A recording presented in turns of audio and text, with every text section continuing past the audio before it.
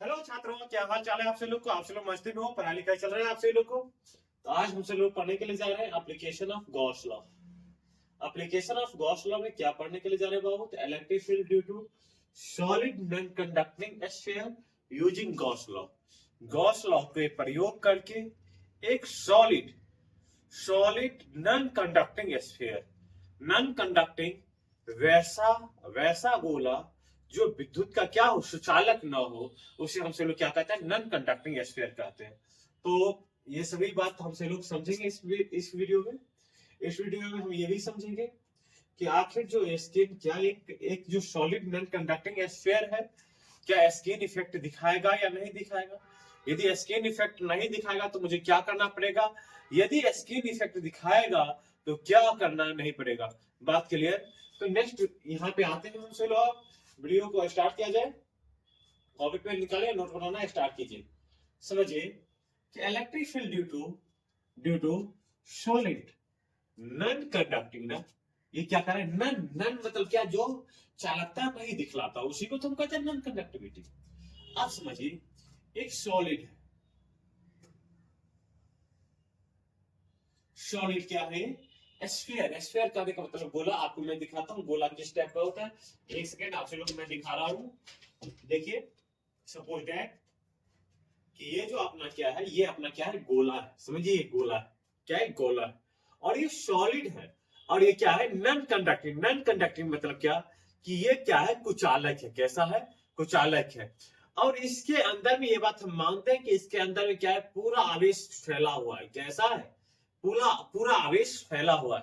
तब इसके कारण से इसके अंदर में कितना विद्युतीय क्षेत्र होगा, इसके बाहर कितना विद्युतीय क्षेत्र होगा, ये सभी चीज मैं आज स्टडी करने के लिए जा रहा हूँ। बात क्लियर हुआ आप सभी लोगों को? स्फीयर आपको समझ में आया कि स्फीयर कैसा होता है? एक गेंद के रूप में होता है। बात क्लियर? इसका जो रेडियस है बाबू, ये इसका रेडियस है कैपिटल आर। ओके, अब इसके अंदर में क्या है बाबू? पूरा आवेश फैला हुआ है।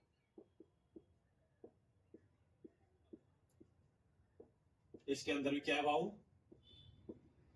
पूरा आवेश फैला हुआ है, यानी इसके अंदर में पूरा आवेश फैला हुआ। इसका जो रेडियस कितना है?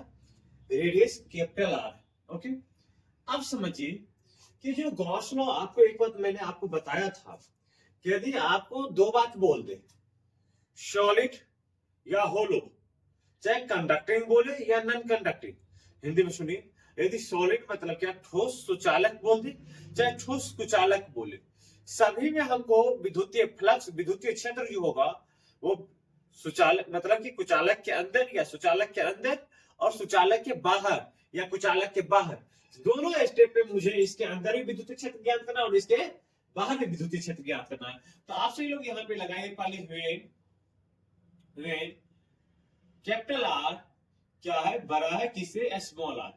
स्मॉल आर जो है यहाँ पे, ये जो स्मॉल है बाबू, स्मॉल आर, ये गॉसियन सरफेस है। गॉसियन सरफेस का ये रेडियस है। क्या है? गॉसियन सरफेस का त्रिज्या। अब हम इसे क्या लिख दें? Inside the solid sphere. अब सॉलिड स्फीयर के जो अंदर में कितना विद्युतीय क्षेत्र होगा, इसके बारे में हम लोग स्टडी करते हैं। तो हम सब क्या बनाते हैं? एक इमेजिनरी इमेजिनरी एक गॉसियन सरफेस बनाया। क्या बनाया मैंने? इमेजिनरी काल्पनिक गॉसियन सरफेस बनाया, जिसका रेडियस कितना है? जिसका रेडियस क्या है? स्मॉल आर है। और ये जो ओरिजिनल जो मुझे दिया हुआ है नॉन कंडक्टिंग स्फीयर, उसका जो रेडियस कितना है? कैपिटल आर है। आप समझिए, इसे हम सब लोग इसे लिख दिया जाए। क्या है ये?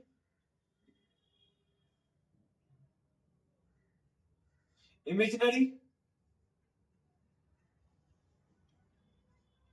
गॉसियन सरफेस, ये काल्पनिक गॉसियन सतह है। बात समझ में आ रहा है? अब समझिए यहाँ पे आवेश कहाँ पे फैला हुआ है बाबू? तो इसको वॉल्यूम में। तो ये सभी बात तो आगे की बातें हैं। ठीक, अब electric field due to positive charge, क्योंकि इसके अंदर मैंने क्या मान के रखा हूं? Positive charge. यदि आपको किसी का ऐसा इच्छा हो कि सर आपने इसमें जो पॉजिटिव चार्ज आपने माना क्या आप इसमें नेगेटिव चार्ज क्यों नहीं मानते? हाँ, नेगेटिव चार्ज मान सकते हैं, इसमें कोई दिक्कत नहीं मेरे लिए। बस क्या होगा कि इलेक्ट्रिक फील्ड का जो डायरेक्शन होगा क्या होगा, वो चेंज हो जाएगा।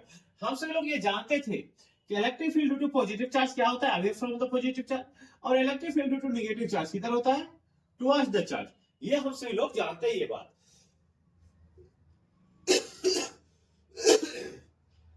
अब क्या होता है, electric field due to positive charge किधर होता है, away from the positive charge and perpendicular to the surface, and electric field due to negative charge क्या होता है, towards the charge and perpendicular to the surface। अब देखिए कि इस सतह के कारण से जो इलेक्ट्रिक फील्ड किधर होगा, बाहर की ओर होगा, जो E होगा। ओके, इस सतह के कारण से जो एरिया वेक्टर होगा, एरिया वेक्टर वो क्या होगा, dA होगा। और ये जो दोनों है electric field and area vector, जो दोनों होता है, जो पृष्ठीय सतह पर कैसा होता है, लंबवत होता है, परपेंडिकुलर टू द सरफेस होता है। Electric field and area vector is perpendicular to the surface. जो ये इलेक्ट्रिक फील्ड और एरिया वेक्टर जो सरफेस ऑफ द स्फीयर या surface of the body is perpendicular, कैसा होता है, परपेंडिकुलर होता है। ओके, तो हम सब लोग कहां आ गए इसके अंदर में। इसका सबसे पहले इसका लैंग्वेज लिख लीजिएगा आप लोग। क्या मैंने सबसे पहले कैपिटल आर रेडियस का एक सॉलिड कंडक्टिंग स्फीयर लिया, जिसके अंदर में चार्ज डिस्ट्रीब्यूटेड है, और ये नॉन कंडक्टिंग स्फीयर है। नॉन कंडक्टिंग स्फीयर होने के कारण से ये क्या दिखाएगा, स्किन इफेक्ट नहीं दिखाएगा। यदि ये कंडक्टर होता है, ये क्या है बाबू, नॉन कंडक्टर है। क्या ये नॉन कंडक्टर है? नॉन कंडक्टर होने के कारण से स्किन इफेक्ट नहीं दिखाता। यदि ये कंडक्टर होता, क्या होता बाबू, ये कंडक्टर होता। वैसे मैंने ये प्रीवियस लेक्चर में मैंने इसको चर्चा कर रखा हुआ है, स्किन इफेक्ट। यदि ये कंडक्टर होता तो ये जो जितना आवेश है, ये सभी आवेश इसके कहां पे आ जाता, इसके सरफेस पे आ जाता। कहां पे आ जाता, इसके सरफेस पे आ जाता। और क्या दिखाता, ये स्किन इफेक्ट दिखाता। क्या दिखाता, स्किन इफेक्ट। स्किन इफेक्ट के कारण से जितना चार्ज था वो सभी चार्ज कहां पे आया था, इसके सरफेस पे। तो हम सब लोग आगे की बात करते हैं। अब क्या करें, अब हम सब लोग क्या करते हैं, तो लिखिए इसके डेरिवेशन को ड्राइव किया जाए। लिखिए इलेक्ट्रिक फील्ड लिख दीजिए एक बात, according to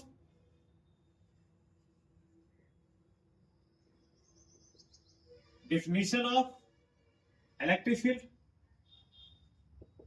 according to definition of electric field, electric field के डिफिनीशन के अनुसार सबसे लोग क्या जानते हैं बाबू, इलेक्ट्रिक फील्ड बराबर हमसे लोग क्या लिख दे, इलेक्ट्रिक फील्ड बराबर क्या लिख दूं,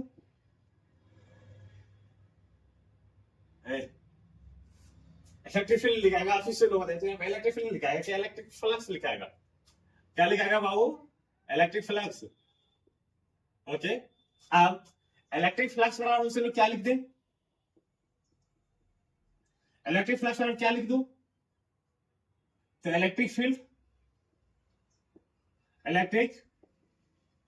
फील्ड डॉट क्या, एरिया वेक्टर, एरिया वेक्टर। यहां पे समझिए इलेक्ट्रिक फील्ड यहाँ पे ई है और एरिया वेक्टर क्या है, टी है। बाबू ऐसा जो इलेक्ट्रिक फील्ड और एरिया वेक्टर हम इसके चारों साइड काट सकते हैं। ओके, आप समझिए कि इलेक्ट्रिक फ्लक्स, अब ऐसा तो आप यदि किसी का इच्छा होता कि यहाँ पे यदि काटने के लिए, तो इसके लिए डी एरिया वेक्टर क्या हो जाता, डी हो जाता। इसी कारण से इलेक्ट्रिक फील्ड क्या हो जाता, ई होता। यहाँ पे यदि किसी का इच्छा होता तो यहाँ पे इलेक्ट्रिक फील्ड क्या हो जाता, ई होता, और इस सतह पे एरिया वेक्टर क्या हो जाता, डी हो जाता। इसी कारण से पूरे काट सकते हैं, बहुत सारे काट सकते हैं। अब लिखिए इलेक्ट्रिक फ्लक्स। अब इलेक्ट्रिक फ्लक्स अर्थात कुछ डिफाइन, क्योंकि छोटा सा इलेक्ट्रिक एरिया, जो छोटा सा जो एरिया है, जिसके कारण से इलेक्ट्रिक फ्लक्स क्या होगा, डी फाई टोटल होगा। क्या होगा, डी फाई टोटल बराबर क्या,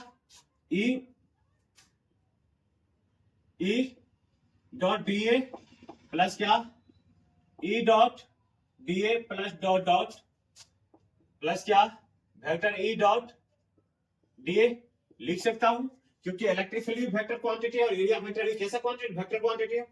बाबू एक बात बताइए तो आपसे लोग कि यहाँ इलेक्ट्रिक फील्ड और एरिया वेक्टर के बीच का कोण कितना डिग्री होगा? तो थीटा स्क्वायर कितना डिग्री? 0 डिग्री।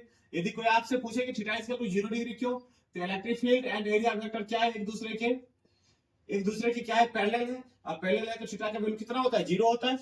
अब यहाँ पे हमसे लोग जो ईडीए जो इसे हम डी फाई और ये किसके बराबर हो जाता है? डी फाई टोटल के बराबर। और डी फाई टोटल बराबर हमसे लोग क्या लिख सकता हूं बताइए? ईडीए cos 0 डिग्री प्लस क्या? EDA cos 0 degree plus dot dot EDA cos कितना डिग्री? 0 डिग्री। अब cos 0 का वैल्यू कितना होता है? 1 होता है। अब डी फाई टोटल बराबर हमसे लोग क्या लिख सकता हूं? ईडीए या नहीं तो हाँ लिख दीजिए, कोई दिक्कत नहीं। डी फाई टोटल बराबर क्या? ईडीए प्लस क्या? ईडीए क्योंकि cos 0 का वैल्यू कितना? 1, तो 1 लिखने की कोई जरूरत नहीं, प्लस डॉट डॉट प्लस क्या? ईडीए। अब ये सभी जो है ईडीए को जोड़ने के लिए हमसे लोग के लिए क्या है? इलेक्ट्रिक इंटीग्रेशन है। क्योंकि ये सभी को जोड़ेंगे हमसे लोग, इसको जोड़ने के लिए हम मेरे पास क्या है? इंटीग्रेशन है। इंटीग्रेशन मतलब कि सभी को जोड़ना। इंटीग्रेशन का हिंदी में होता है समाकलन। हम इस सभी को क्या कर देंगे? जोड़ देंगे। और जोड़ने के लिए मेरे पास इंटीग्रेशन है, तो लिख दीजिए integrating both the side, integrating both the sides and we get दोनों साइड इंटीग्रेट करने के बाद यहां पे लिखिए डी फाई टोटल बराबर क्या? इंटीग्रेशन सभी के लिए, आप सभी को जोड़ने के लिए कई बार क्या लिख दो? ईडीए लिख देता हूं, कोई दिक्कत नहीं है। बाबू एक बात समझिए यहाँ पे कि आप जो हमसे लोग यहाँ पे डी फाई टोटल का इंटीग्रेशन जो लिखेंगे, एक बार और लिखता हूं ताकि आपसे लोग को समझ में आए। डी फाई टोटल बराबर हमसे लोग क्या लिख सकता हूं? ई इंटीग्रेशन ऑफ डी। यदि आपको ब्रेन में ये चलता होगा कि वैसा आपने ई को क्यों बाहर कर दिया, वैसे डी के साथ एक्स लगाया तो एक्स ही वेरिएबल है, इसी का डी के साथ क्या लगा? ए, इसी का से डी को इंटीग्रेशन हुआ, ई क्या है? उसका कोएफिशिएंट हो गया।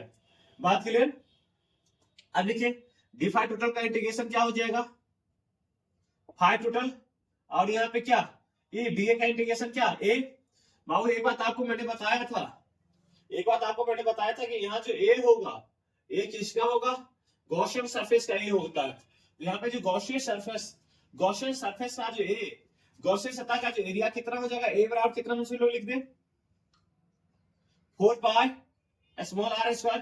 क्योंकि गॉसियन सतह का जो रेडियस है, गॉसियन सतह का रेडियस कितना है? स्मॉल आर है। इसे क्या समझ लो क्या?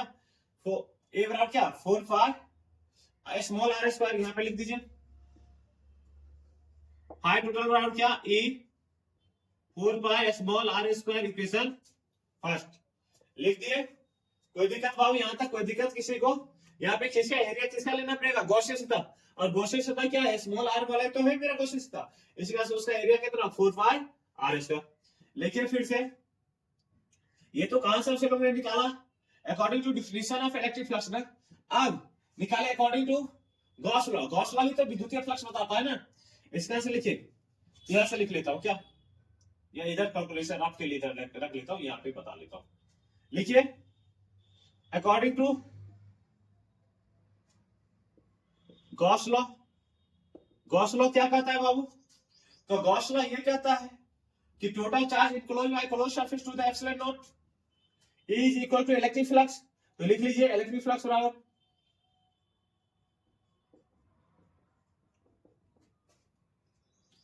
अर्थात क्यू इनक्लोज बाय क्या? Epsilon naught. लिख सकता हूं। आप ये जो बंद गॉसियन सतह है, इसके लिए क्यू इनक्लोज हमको निकालना पड़ेगा या नहीं निकालना पड़ेगा? क्योंकि यहाँ पे क्या है कि इंसुलेटेड है। इंसुलेटर के अंदर में बाबू समझिएगा, इंसुलेटर के अंदर में चार्ज रहता है। उसके कहां पे होता है चार्ज? तो उसके वॉल्यूम में होता है, उसके आयतन में चार्ज फैला होता है। तो इसी कारण से अब इसके लिए मुझे क्या निकालना पड़ेगा? चार्ज डेंसिटी निकालना पड़ेगा। अब चार्ज डेंसिटी अर्थात सिग्मा बराबर क्या होता है? Charge by volume. Charge by volume. इसमें हम मान लेते हैं कि चार्ज कितना है? क्यू है। आप यहां पे लिख दीजिए क्यों, और यहाँ पे किस सतह में मैं बात कर रहा हूँ, तभी गॉसियन सतह में चार्ज की बात कर रहा हूँ ना। तो गॉसियन सतह का जो एरिया कितना हो जाएगा, वॉल्यूम कितना हो जाएगा, 4/3 पाई आर क्यू। लिख सकते हो ना। यहां से बाबू एक बात बताइए, आपसे लोग बताइए कि इसे 3 3 क्यू/4 पाई आर क्यू लिख सकता हूं, यहाँ पे सिग्मा लिख सकता हूं ना, कोई दिक्कत नहीं ना। दिखाई दे रहा है आपसे लोग को, दिखाई दे रहा है ना, एक जरा सा थोड़ा ही वो है, इसके अलावा कुछ नहीं दिखाई पड़ रहा है, कोई दिक्कत नहीं है। आप बाबू एक बात बताइए कि हम सभी लोग यहाँ पे क्यू का वैल्यू निकालना है ना, तो 3 क्यू या यहाँ पे 3 क्यू बराबर से लोग क्या लिख सकता हूं, सो बताइए तो। 3 क्यू बराबर क्या, सिग्मा 4 पाई आर क्यू, 4 पाई कितना आर क्यू। अब यहां से बताइए क्यू बराबर से लोग क्या लिख सकता हूं, यहाँ पे लिख दू क्या, क्यू बराबर से लोग क्या लिख सकता हूं, क्यू इनक्लोज, क्यू इनक्लोज बराबर कितना लिख सकता हूं, sigma 4 pi R Q by कितना 3 लिख सकता हूं ना। ये बात आप सभी लोग को याद रहना चाहिए, किसके लिए है ये, गॉसियन सतह के लिए। बात के लिए आप यहाँ पे क्या क्यू का वैल्यू डाल दीजिए, लिख दीजिए 5 टोटल, 5 टोटल बराबर क्यू का वैल्यू कितना, sigma 4 pi R Q by कितना 3 और एप्सिलॉन नॉट, क्या एप्सिलॉन नॉट। बात क्लियर। आप यहां पे लिखिए इक्वेशन, इसे क्या मान लो, सेकेंड। ये देखिए इक्वेशन फर्स्ट है और ये इक्वेशन क्या है, सेकेंड है। इक्वेशन फर्स्ट और सेकेंड को देखिए, एलएचएस बराबर है तो आरएचएस क्या होना चाहिए बाबू, बराबर होना चाहिए। लिखिए from equation first and second we get, equation first और सेकेंड से यदि हम ये प्राप्त कर लेते हैं, क्या प्राप्त कर लेते हैं, एलएचएस बराबर है तो आरएचएस क्या होना चाहिए, बराबर होना चाहिए। तो लिख दीजिए ई 4 पाई आर स्क्वायर बराबर कितना, sigma 4 pi R Q by कितना 3। बाबू यहां से देखिए 3 एप्सिलॉन नॉट ना, एप्सिलॉन नॉट 4 पाई से 4 पाई कैंसिल, आर स्क्वायर से ये कैंसिल। आप देखिए ई बराबर से लोग कितना प्राप्त हो गया, sigma R by 3 epsilon naught, 3 epsilon naught. ये कहां पे, तो इनसाइड द स्फीयर। क्या स्फीयर के अंदर यदि कोई आपसे पूछ ले स्फीयर के अंदर कितना विद्युतीय फ्लक्स होता है, तो कितना लिख देंगे, sigma R by 3 epsilon naught. बात क्लियर। अब हमसे लोग कहां पे चलते हैं, इस स्फीयर के कहां पे बाहर बात करते हैं। आप कहां पे, इस बिंदु पे स्फीयर के बाहर लिखिए फिर से,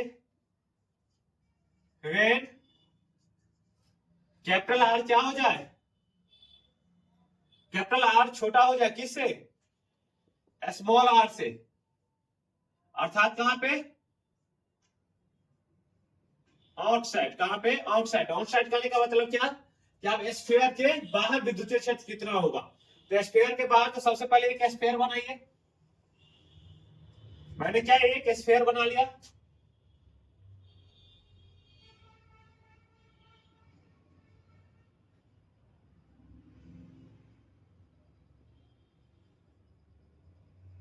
एक मैंने क्या बनाया, स्फीयर बनाया, जिसका रेडियस कितना है बाबू, जिसका रेडियस है कैपिटल आर। ये स्फीयर जो ओरिजिनल स्फीयर आपको दिया हुआ था उसका रेडियस कितना था, कैपिटल आर ही तो था। अब इसके बाहर एक इमेजिनरी गॉसियन सरफेस बनाता हूं,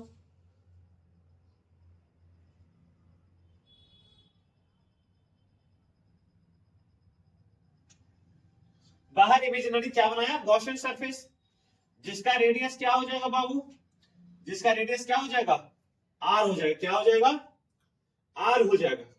अब बात समझिए, यहां पे क्या करना पड़ेगा बाबू, तो यहां पे देखिए electric field due to positive charge, electric field due to positive charge क्या होगा, away from the positive charge, ठीक। अब जो एरिया वेक्टर होगा इस जगह पे, एरिया वेक्टर किधर होगा, away from the positive charge, वो क्या हो जाएगा, डीए हो जाएगा, और इलेक्ट्रिक फील्ड क्या हो जाएगा, ई हो जाएगा। फिर यहाँ पे भी आपसे लोग के कारण से यहाँ पे समझिए, यहाँ पे इलेक्ट्रिक फील्ड क्या, ई, और इस सतह के कारण से एरिया वेक्टर क्या, डीए, इसके कारण से इलेक्ट्रिक फील्ड क्या, ई, और इस सतह के कारण से एरिया वेक्टर क्या, डीए। बात क्लियर, इसके कारण से इलेक्ट्रिक फील्ड क्या, ई, और एरिया वेक्टर क्या, डीए। और ये बात देखिए, आपको दिखने में नहीं लग रहा है ऐसा, फिर यहाँ पे बात समझिए कि इलेक्ट्रिक फील्ड जो होता है, इलेक्ट्रिक फील्ड ई जो होता है, ये पृष्ठीय सतह वस्तु की जो जिस मटेरियल कारण से इलेक्ट्रिक फील्ड निकाल रहे हैं उसके ऊपर कैसा होता है, परपेंडिकुलर होता है। ए भी क्या होता है, परपेंडिकुलर होता है। इसी तरह से थीटा, ई और ए के बीच का जो थीटा का जो मान होगा कितना डिग्री होगा बाबू, 0 डिग्री। आपसे लोग को विजिबल है, ये पहले मैं चेक कर लेता हूं, दिख रहा है आपसे लोग को प्रॉपर तरीके से बाबू, बताइए आपसे लोग, हाँ दिख रहा है सर जी, दिख रहा है, कोई दिक्कत नहीं है, तब दिख रहा है तो कोई दिक्कत नहीं, क्या दिक्कत है बाबू, या नहीं दिख रहा है ना, यहां तक आगे। फिर से आगे की बात किया जाए, आप कहां से, यहां से सेम प्रोसेस में रिपीट करूंगा। सबसे पहले क्या, according to definition of electric flux, लिखिए यहां से, ये अलग कहानी, ये जो है अलग कहानी, इसको मिटा दो आप, नोट डाउन कर लिए होंगे आपसे लोग, ये जो पूरा सेट अलग है, अब ये सेट जो हो रहा है, ये सेट क्या है अपना अलग हो रहा है, ओके। अब लिखिए according to, according to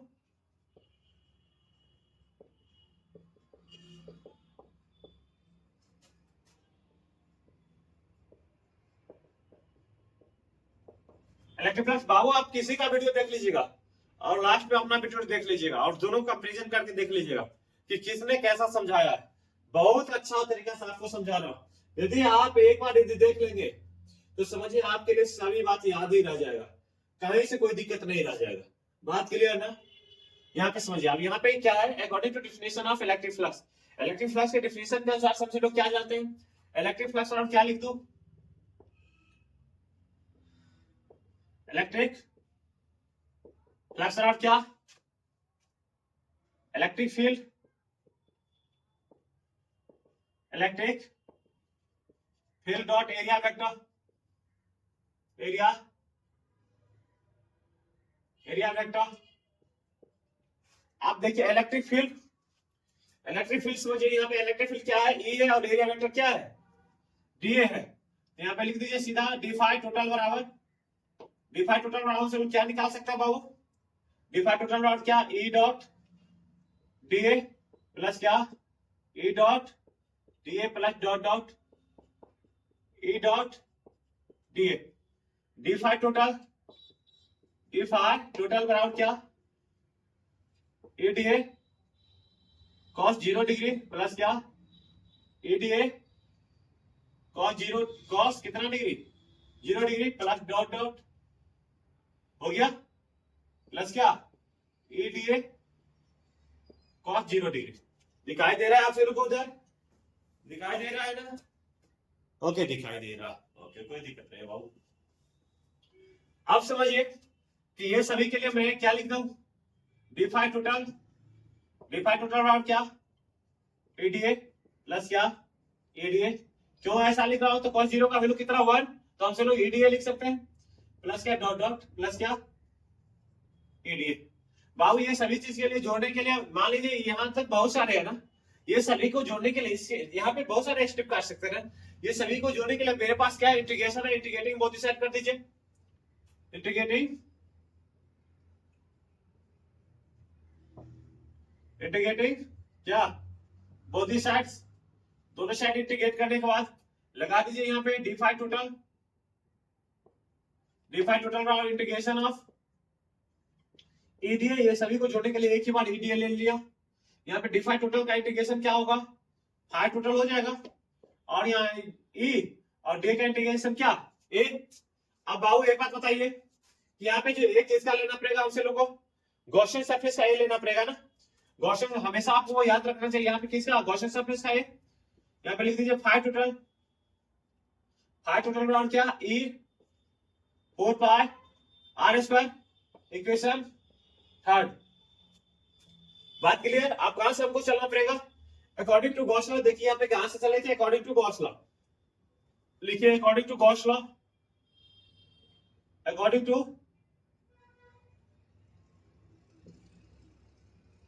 Gauss law.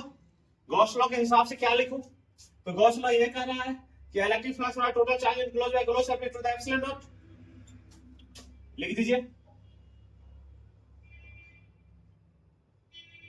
Electric flux for क्या क्यू इनक्लोज बाय क्या epsilon naught, Q enclose by क्या एप्सिलॉन नॉट।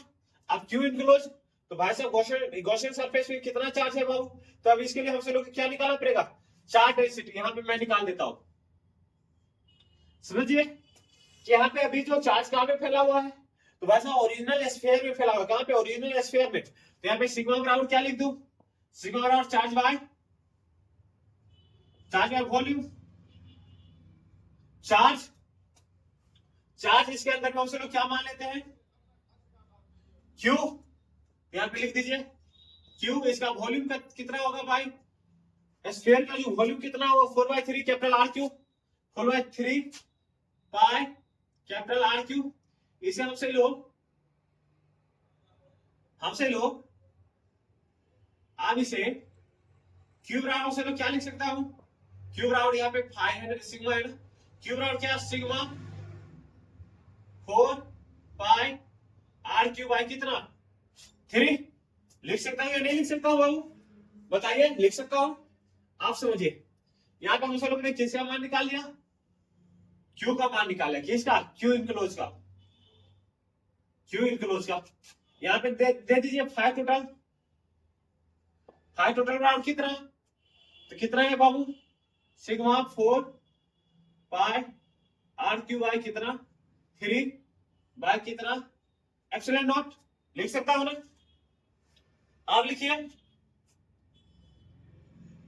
हाई टोटल बराबर कितना, हाई टोटल बराबर कितना लिख सकता हूं, तो सिग्मा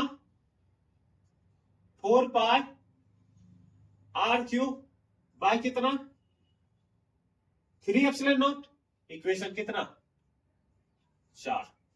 यहां तक आप लोगों ने लिख लिया क्या, लिख लिया। किसी को कोई दिक्कत यहां तक में बताइए, किसी को कोई ऐसी दिक्कत हो तो बताओ आपसे लोग, नहीं ना।